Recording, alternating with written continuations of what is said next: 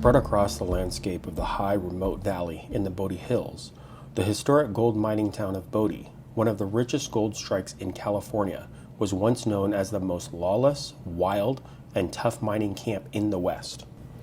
Located northeast of Yosemite National Park, Bodey is 13 miles east of Highway 395. The last 3 miles of the park are on a very rough dirt road. At an elevation of 8,375 feet, Bodey is subjected to high winds. Summer can be warm with highs in the 80s. Winter is definitely unpredictable, with daytime temperatures reaching into the 60s and by sundown dropping below zero. In 1859, William, a.k.a. Waterman S. Bodey, discovered gold near what is now called Bodey Cliff. A mill was established in 1861 and the town began to grow. It started with about 20 miners and grew to an estimated 10,000 people by 1880. By then, the town of Bodey bustled with families, robbers, miners, store owners, gunfighters, prostitutes, and people from every country in the world. Over time, the townfolk began to fade away with the gold, and roughly a half-century ago, the final residents packed up and left Bodey, leaving the buildings alone at the mercy of the dry desert winds. Join me as I walk the dusty, silent streets of this fascinating historic site, with shops, hotels, simple homes carefully preserved to look as they did when Bodey ceased to be. From old trucks, gas pumps, a weathered wood church, this will be an experience, and I hope you enjoy.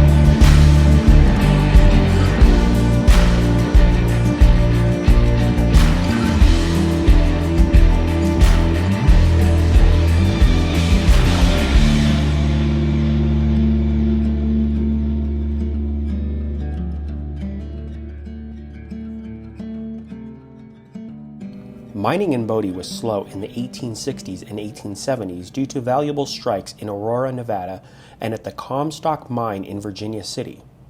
From 1863 to 1877, only a small handful of industrious miners and prospectors worked the Bodie mines.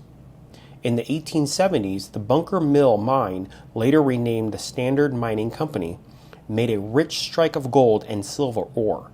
Almost 10,000 tons of precious ore were extracted from this mine, yielding close to $15 million over 25 years.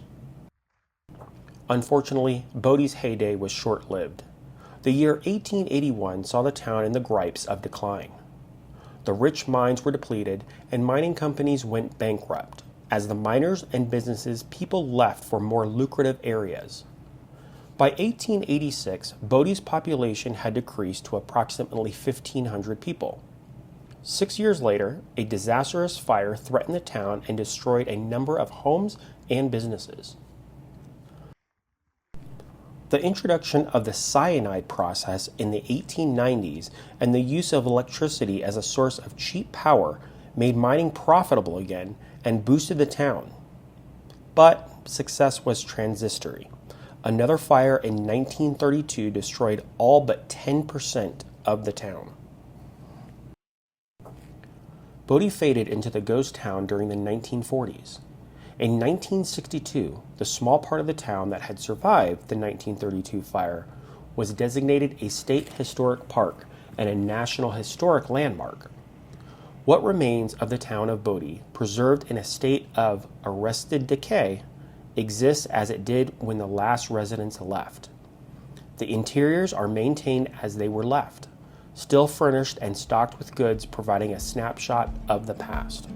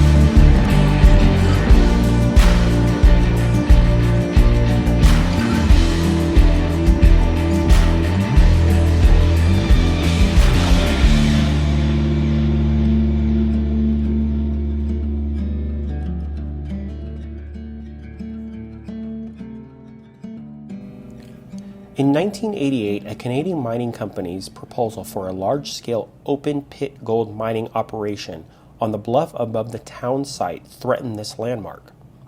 These actions had the potential to compromise Bodie's historic ambiance, fragile buildings, and wildlife habitat.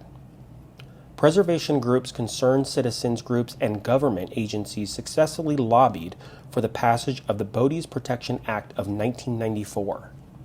This legislation withdrew the right of a new patent or mineral claims on the public lands on the Bodie district, and paved way for California state parks to purchase the mining claims of the now bankrupt Canadian mining company, preserving this unique California treasure.